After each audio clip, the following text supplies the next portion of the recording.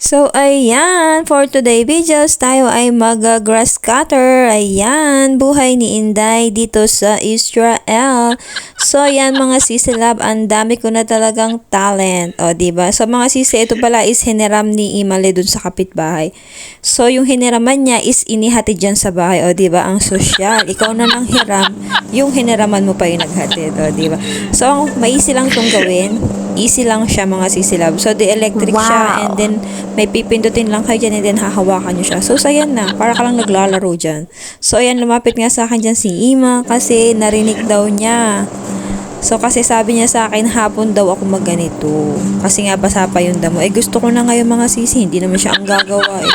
So, ngayon ako sinisipag. Sabi ko, gagawin ko na siya. Kasi gusto niya is tulong kami. So, sinilip ko nga, hindi pa ganun kadami yung damo. So, gusto niya kasi mga sisilab tulong kami, siya ang tagahawak sa wire para mas mabilis akong makagalaw. Pero sabi ko, okay lang, ako na lang, carry ko naman. Kasi nagluluto siya niyan mga sisilab. Ang aga niyang magluto. Nagluluto na siya ng pagkain ng Shabbat. Diba? So, yung mga sisilab, ganyan lang yung ka-easy gamitin. Medyo napapagod na nga ako dyan kasi may init na. So, sa kabilang side, makulimlim siya. Pero ngayon, nung nandito na ako sa side na to, tumitirik lang araw dyan sa akin. Masakit sa balat. So, ayan mga sisilab, ganyan lang yan ka-easy. Tutulak-tulak mo lang yan. O, diba mga sisilab? So, yeah, maraming talent akong lumabas nung ako'y nag-abroad.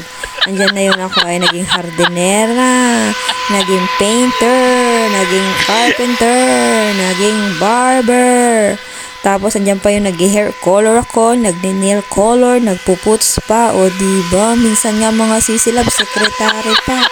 Tapos, malala, minsan nagiging technician pa, o diba? Tapos, ngayon, are, grass cutter, o diba mga sisilab? Saan ka pa? Ayan, nakatipid na naman ng email eh. Ang dami kong talent na naglalabasan dito mga sisilab. Pero hindi talaga ako nagluluto dito sa email ito. So, ayan mga sisilab, habang ako ay nagaganito, siya ay nagluluto. So, maaga siyang magluto talaga. Hindi ko siya maintindihan. Sobrang aga niya magluto.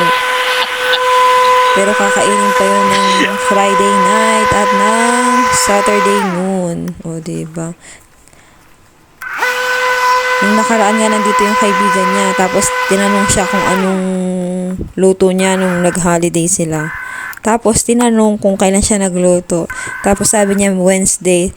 Tatawa-tawa yung kanyang kaibigan. Talaga? Ba't ang tagal? Tapos, kinain niyo pa ng ano? Sabi niya, okay pa yun. Sa may rep naman. O, diba? Ako natatawa sa kanila kasi naiintindihan ko. Napapakamot sa noo yung kanyang yung kaibigan. Nasanay na rin ako. Wala, ganun na talaga yung matatanda dito. Hindi lahat, pero mas maraming ganun. Ganun na siguro kapag mga natanda, mga sisilab. So, ayan mga sisi, konti na lang, malapit na akong matapos sa wakas. So, ayan, nag-enjoy naman ako, kaya lang uminit, kaya medyo napapagod na ako. Kasi ang sakit sa balat ng init. O, diba mga sisi love? So, ganyan lang yung ka-easy. Ako'y paikot-ikot kasi may tain ng pusa. Iniiwasan ko yung mga tain ng pusa. Ayan, isa rin yan, kaya ayaw ko na tutulong siya kasi wala yung pakialam kahit anong atakan yan dyan mga sisi love. Nung before kasi nagganito kaming dalawa. Aba, naaamoy ko sa loob ng bahay. Ang baho, amoy tae. Sabi ko sa kanya, tingnan mo nga yung tsinelas mo. Ayun nga, may tae ng pusa. O, diba? So, yung mga sisilab, pagoda ang Inday. Punas pawis muna tayo mga sisilab. O, diba? Nakaramdam ako dyan ng pagod, promise. Sabi ko, pagod na pagod ako. Hindi nga ako dyan naimig ay imay. So, ayan, pahinga muna ng kaunti at medyo mainit, tumirik ang araw.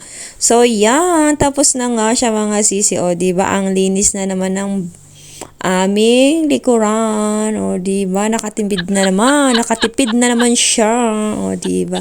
So, ito lahat yung nakuha ko na grass, o, diba, mga sisi, punong-puno. So, yun lang.